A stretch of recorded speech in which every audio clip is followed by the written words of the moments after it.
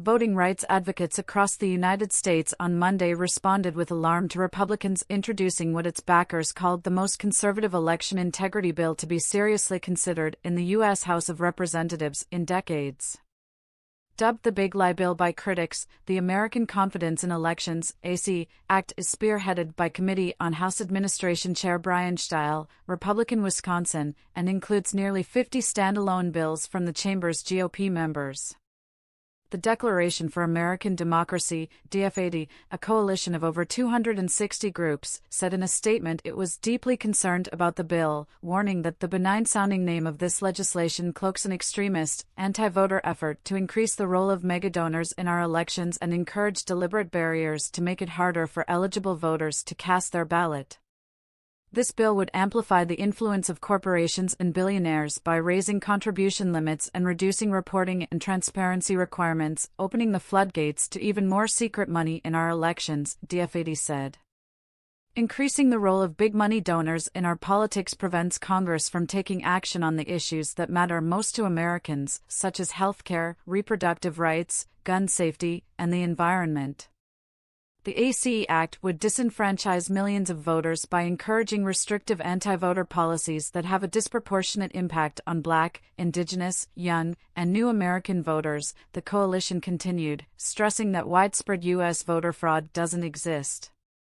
The bill would be a huge federal government overstep into the governance of Washington, D.C., overturning laws that have been enacted to expand and strengthen democracy in the district. The leftist think tank Demos tweeted that the Anti-Voter ACE Act is an extremist power grab that would overturn laws that strengthen democracy in D.C. and open the floodgates to secret money. District residents deserve self-determination. The only people cheering this bill are billionaires and corporations. Fellow coalition members, including Indivisible, Next Gen America, and Public Citizen, and other critics also took aim at the GOP bill. Steil introduced the bill during a field hearing for the committee he leads in Atlanta. During that event and in an opinion piece for the Washington Examiner, the panel chair heralded the Georgia GOP's Senate Bill 202, a sweeping measure passed in 2021 that led to a staggering increase in voter suppression, according to a Mother Jones analysis. Many of the bill's requirements would replicate Georgia's laws, which already ban outside election funding, require voter ID, and prohibit non-citizen voting, the Atlanta Journal-Constitution reported Monday, noting that the state's Republicans enacted SB 202 in response to right-wing complaints about former President Donald Trump's loss in 2020. The federal proposal comes as the twice-impeached, twice-indicted former president leads the crowded field of candidates for the GOP's 2024 presidential nomination, despite arguments that Trump's lied that the 2020 election was stolen from him and cited the January 6, 2021 insurrection, so under the 14th Amendment, he is barred from holding public office again. The Republican nominee is widely expected to face President Joe Biden, who is seeking re-election. The AJC pointed out that the bill's rollout in Georgia, a swing state that Biden won by fewer than 12,000 votes in 2020, creates a contrast between the two political parties ahead of another presidential election year. When Democrats narrowly controlled both chambers of Congress early last year, right-wing Democratic Senator Joe Manchin, W.Va., joined with then-Democratic Senator Kyrsten Sinema, Arizona, who has since become an independent, to help the GOP block the Freedom to Vote, John R. Lewis Act, a package designed to boost federal protections, limit dark money in politics, and restore the Voting Rights Act of 1965.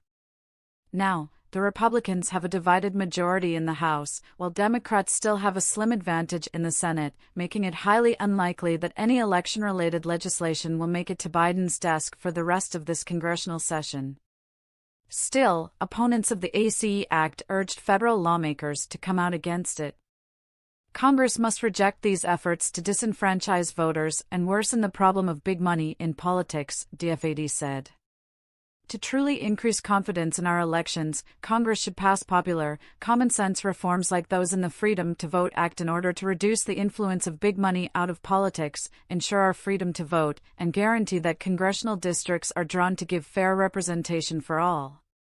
No matter our color, party, or zip code, the coalition added, "We all deserve to live in a democracy that represents, reflects, and responds to all of us." Some Democrats in Congress are speaking out, including U.S. Representative Nikema Williams, who represents Georgia's 5th District, which includes much of Atlanta. Extreme MAGA Republicans are at it again, this time attempting to obstruct voting rights to appease extremist election deniers, she tweeted. SB 202 led to the biggest racial turnout gap in decades, and they want to copy plus paste at the federal level. Democratic members of the Committee on House Administration declared Monday that today's hearing is an attempt to appease election deniers. President Biden won the 2020 election. The election was secure. The results were accurate. It is undisputable, the panel's Democrats added. No anti-voting, pro-corruption, #BigLieBill can change that.